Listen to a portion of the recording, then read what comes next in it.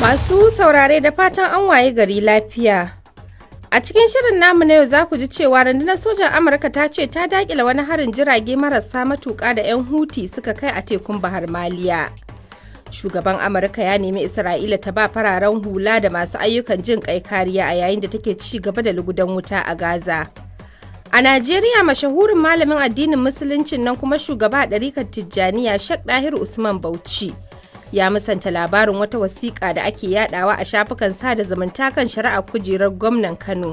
Wannan wasiƙa mu ma yadda aka ganta haka muka ganta. To mu mun san cewa gaskiya shi bai shiga maganar da ta je gaban kotu. Da bar kuma maganar siyasa yakan yi iya kokari ya kauce wa siyasa na bangaranci. Yawanci abinda zai maslahar ƙasa gabaki ɗaya ke ɗauka.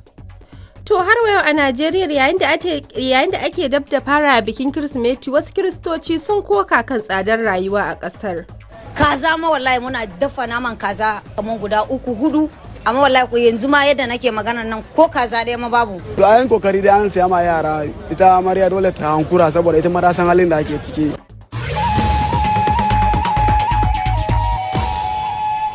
To kafin waɗannan da ma wasu rahotannin sai na fara karanto maku labaran duniya sunana Rabi'atu Kabirinka. Rundunar sojan Amurka ta ce wani jirgin ruwan yakinta ya harbo jirage marasa matuƙa guda 4 a cikin tekun Bahar Maliya, waɗanda aka harba daga yankunan ƙasar Yemen da ke ƙarƙashin ikon Houthi masu samun goyon bayan Iran.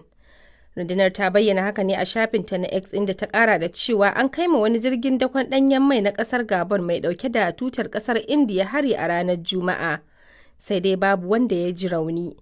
Ko a ranar Juma'a ma'aikatar tsaron ta Amurka ta zargi Iran da kaddamar da harin jirgi mara matuki kan wata tankar dakon mai a gabar tekun Indiya. Shugaba Biden ya faɗa wa Firaministan Isra'ila Benjamin Netanyahu cewa a yayin da Isra'ila ke ci gaba da kai hare-hare a Gaza akwai buƙatar ba da kariya ga fararen hula da kuma ma'aikatan jin ƙai. Fadar White House ta ce a tattaunawar da shugabannin biyu suka yi a wayar tarho, Mr. Biden ya ƙara jaddada mahimmancin ba fararen hula damar yin gudun hijira daga inda ake rikicin cikin aminci. Sanarwar ta kuma ce shugabannin sun yi magana kan mahimmancin kubutar da waɗanda aka yi garkuwa da su. Ƙungiyar Hamas ta zargi sojojin Isra'ila da aiwatar da hukuncin kisa a zirin Gaza. A cikin wata sanarwa da ta fitar ƙungiyar ta ce ta samu bayanan shaidun gani da ido na cewa sojojin Isra'ila sun kashe Falasɗinawa sama da 137 a arewacin yankin da kuma birnin Gaza ta hanyar sanya su da rai a cikin manyan ramuka tare kuma da harbe su. It's also accused Israel of killing more than 100 journalists as Wakilin BBC ya ce sun kuma zargi sojojin na Isra'ila da kashe 'yan jarida sama da 100 da mata masu juna biyu a lokacin da suke kan hanyar su ta zuwa asibiti a arewacin Gaza. Rundunar sojin Isra'ila ta ce ba ta da masaniya kan lamarin. Hamas ta ce hukuncin kisan wani bangare ne na kisan kiyashi da Isra'ila ke yi wa al'ummar Falasɗinawa. To kuna sauraron labaran duniyar ne daga nan sashen Hausa na BBC. Birtaniya za ta aike da jirgin ruwan yaƙi zuwa Guyana a wani mataki na nuna goyon bayan diflomasiya da soja ga ƙasar da ta yi wa mulkin mallaka. Matakin na zuwa ne bayan da makwabciyarta Venezuela ta sabunta ikirarinta na tsawon shekaru 100 kan wani yanki na Guyana da ake takaddama a kai. Ministan harkokin wajen Birtaniya ya yi alkawarin ba da goyon bayan ƙasarsa ga Guyana a ziyarar da ya kai kudancin Amurka a farkon makon nan. President Nicolas Maduro is threatening to annex the oil. Wakilin BBC ya ce shugaban kasar Venezuela Nicolas Maduro ya yi barazanar mamaye yankin Essequibo mai arzikin mai, lamarin da ya haifar da fargabar mamaya da ta yaƙi. Ana ƙara samun tabbacin kawo ƙarshen yakin shekaru 9 a Yemen bayan ɓangarorin da suke faɗa da juna sun ƙudiri aniyar tsagaita wuta tare da amincewa da shiga wani shirin zaman lafiya na Majalisar Ɗinkin Duniya. Sanarwar ta biyo bayan tarurrukan da aka yi a Saudiya da Oman. Yemen dai na fama da rikici tsakanin 'yan tawayen Houthi da ke samun goyon bayan Iran da kuma dakarun gwamnati da ke samun goyon bayan Saudiya. Dubin dubatar mutane ne aka kashe a rikicin da ya zama ɗaya daga cikin mafi muni a ɓangaren ayyukan jinƙai a duniya. A previous 6-month ceasefire agreement expired in October. Wakiliyar BBC ta ce yarjejeniyar tsagaita wuta ta farko ta ƙare ne a watan Oktoban bara, sai dai an ci gaba da gwabza faɗa. To ƙarshen labaran duniyar kenan daga nan sashen Hausa na BBC.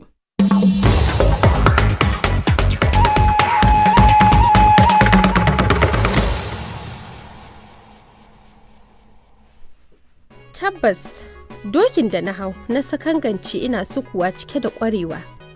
Ya yi tutsu ba tare da na shirya ba, ballanta na zato. Ko tsammanin zai iya hantsila ni na faɗo ƙasa har na karya kaina. Da ginshiƙin da nake jingina na ji sanyi. Kuka na fara yi cikin sauti, saboda yadda nake jin zuciyata tana gudun famfalakin da ke barazanar fasa ƙirjina ta fito waje. Saboda takaicin halin ni yasin da na tsinci kaina a ciki. Mu gaba cikin shirin domin jin cikakken labarin batan dabo, ɗaya daga cikin labarai 12 da alƙalan gasar hikayata ta BBC ta bana suka ce sun cancanci yabo. To kafin nan bari mu suma da rahotannin da shirin yake ɗauke da su. Shugaba Biden ya faɗa wa Firaministan Isra'ila Benjamin Netanyahu cewa a yayin da Isra'ila ke ci gaba da kai hare-hare a Gaza akwai buƙatar ba da kariya ga fararen hula da kuma ma'aikatan jin ƙai.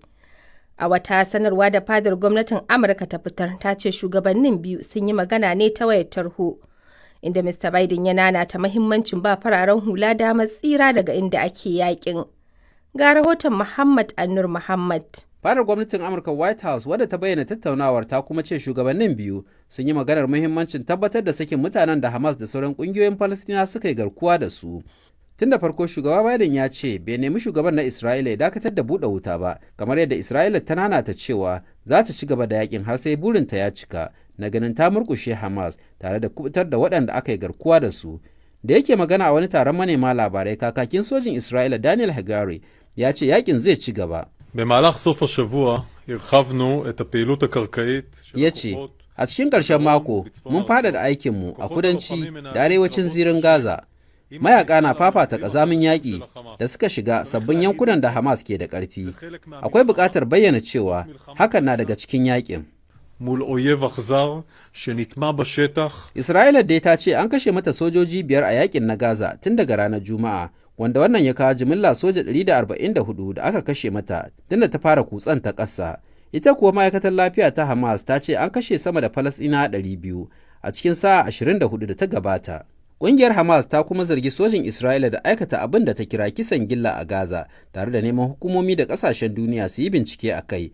Hamas ɗin ta ce sojin Isra'ila sun tattara farar hula Falasɗinawa kusan mutum 140 suka zuba su a wani wawa keken rami suka buɗe musu wuta a arewacin yankin na Gaza.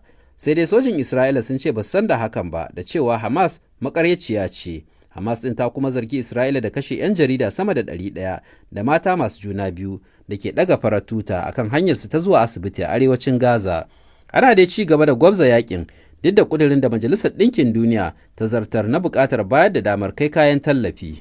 Rahoton da Muhammad Anur Muhammad ya haɗa mana kenan. To wasu Kiristoci a Najeriya sun bi sahun 'yan ƙasar da ke kokawa kan matsin tattalin arziki da suke fama yayin da ake dab da fara bikin Kirsimeti na bana. Kiristocin sun ce sun yanke shawarar yin bikin Kirsimetin na bana sai. Ga dai rahoto na musamman da wakilinmu na Legas Umar Shehu 'yan Leman ya haɗa mana. Yawanci daga cikin mabiya addinin Kiristanci na shirya gabatar bukukuwan Kirsimeti kafin babbar ranar. Mutane na sayan kaji da awaki da shanu da sauransu domin gudanar da rugunsumin bukukuwan na Kirsimeti. Alamu sun nuna cewa halin da ake ciki na matsatsin tattalin arziki a Najeriya zai hana yawancin 'yan Najeriya, Kiristoci da waɗanda ba Kiristoci ba, samun cikakkiyar fa'idar wannan lokaci. Wasu daga cikin mabiya addinin Kiristanci kamar Anthony Sa'idu sun nuna cewa da wahala su gudanar da wani biki kamar wanda suka yi a bara. Gashi Christmas bana dai kome wuya. Saboda yanzu ka samu ka saya ma yara kaya ma, in ka samu dan canji ka je kasuwa da shi ma tsada.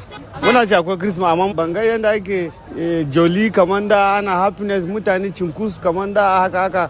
Zai kokarin iyalin sun sa ko ban saba ba damuwa. To bana ma mata na ma da kyar ta samu kai ko ni din ma. Mai sai da Marhel Yawaba kam ta ce shirye-shiryen bulaguro ba mai yiwuwa bane. A da za mu iya mu samu shinkafa mudu 1 a 200, amma yanzu mudu 1 har ya koma 1,500. Balle a ce za ka je ka siya kayan yara, ka je ka taɓo kayan da ka iya siye shi da 2,000 ya koma 10,000. Da ya kike bikin Kirsimetin ki? Ina yin bikin Kirsimeti yana mun daɗi. Yara na ma ina iya samun musu kaya su guda 3 ko wani mutum daya. Kaza ma wallahi muna dafa naman kaza kamar guda 3-4 amma wallahi ko yanzu ma yadda nake magana nan ko kaza ɗaya ma babu. Kin shirya tafiya kuma kika fasa ko kuma dai dama baki niya ba?